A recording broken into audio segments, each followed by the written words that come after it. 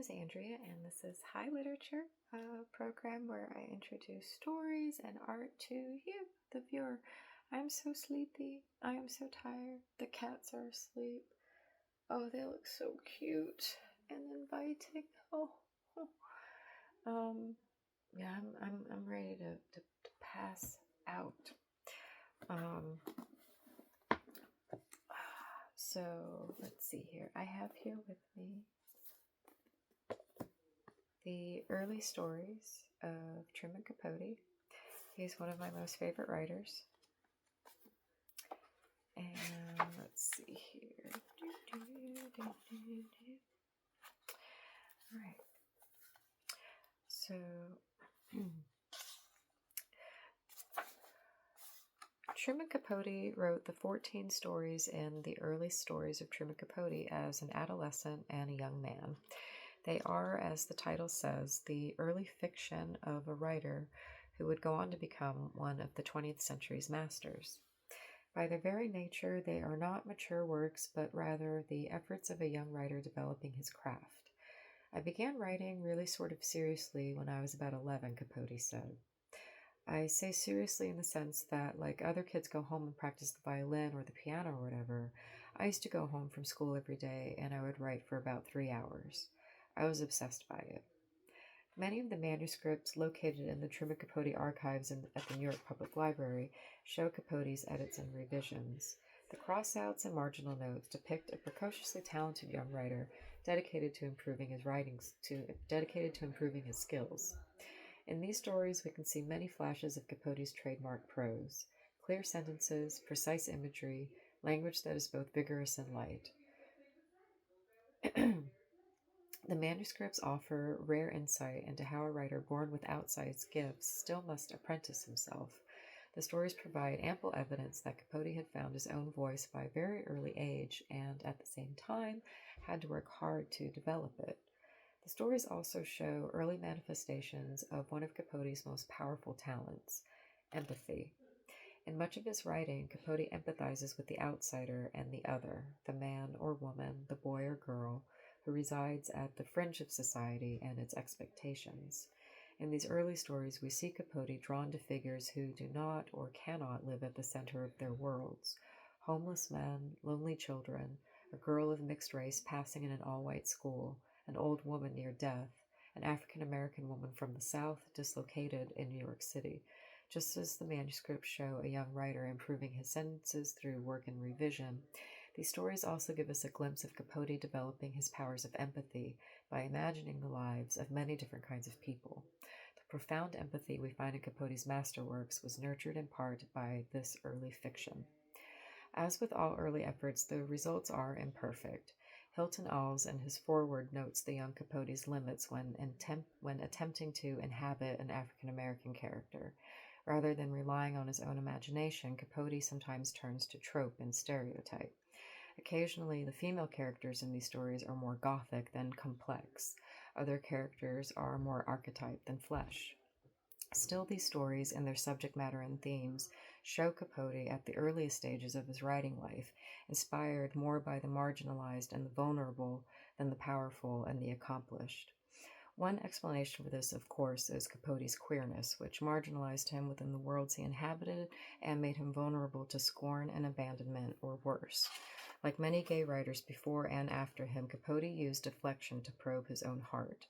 Even so, most young writers begin by depicting on the page some version of themselves.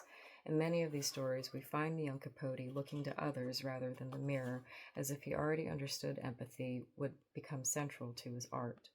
This capacity, honed and mastered through years of writing, would guide Capote through a celebrated career that would ultimately lead him to Kansas in 1959. In his masterpiece In Cold Blood, Capote is doing much more than telling the story of a family gunned down in their farmhouse. He's using every talent he has access to, especially empathy, to understand and depict all sides of a vicious crime most could only deem senseless. We cannot identify the exact dates when Capote wrote all these stories or when he revised them.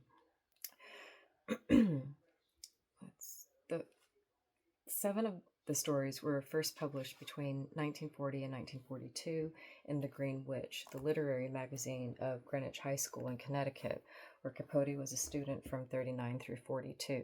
Swamp Terror, The Moth and the Flame, Parting of the Way, Lucy, Hilda, Miss Bell Rankin, and Louise, which won second place in the school's literary contest. According to the winner, Capote was furious about not taking top prize. Dorothy Doyle Gavin recalled to a newspaper many years later, Truman came right up to me in class and called me a foul word. Estimated to have written between 1945 and 1947, Kindred Spirits is likely the last story from Capote's early years. Its uptown setting and weird characters suggest how much New York City and early adulthood were changing him as a writer. The stories have been copy-edited for spelling, consistency, and occasionally clarity, but Capote's sometimes idiosyncratic punctuation has been preserved when his meaning is clear. The titles are Capote's with one exception. The manuscript for This Is for Jamie is called This Is in Jamie. The story itself implies that the end of Capote's original title was an error.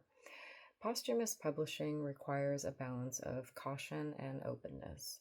Caution in order to preserve a writer's legacy, and openness as a way to expand our understanding of a writer's development, as well as to share with readers what is usually accessible only to a few.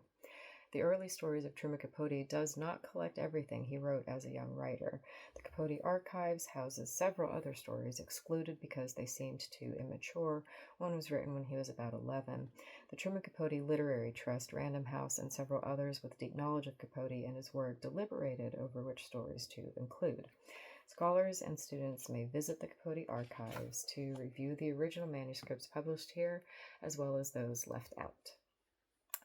That would be really cool to do. When Capote died in his sleep in Los Angeles in 1984, he left behind a literary legacy that has enthralled millions of readers. He also left behind an unpleasant public image, drunk, bitter, disloyal, and perhaps most sadly, not writing. He wasn't working and hadn't been, not really, for many years. At the time of his death, some felt that despite his literary legacy, one that includes Other Voices, Other Rooms, Breakfast at Tiffany's, dozens of stories, and In Cold Blood, he had let his talents waste. These early stories offer a counterpoint to that final image, a young writer laboring over his typewriter to maximize his gifts. A Truman Capote not slurring on a television talk show, but driven to nail the right word on the page. John McPhee once wrote, "It is a law of sport that everything that happens affects everything that happens thereafter." This is also a law of the artist.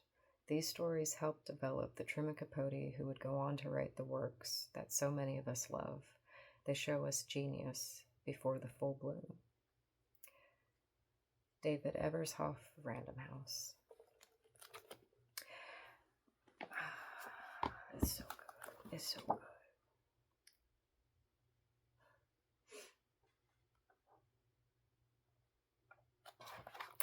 So,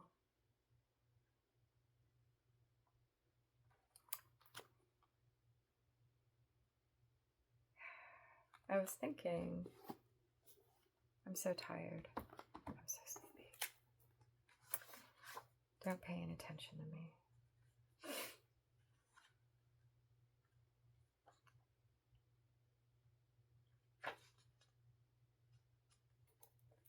I'm going to read the very last story in the book. It's called Where the World Begins.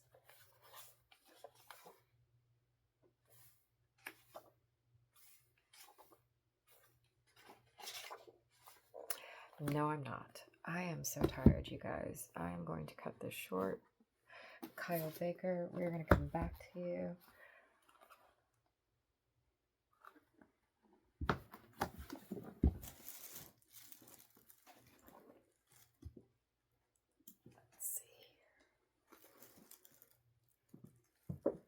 I'm going to make it up to you guys.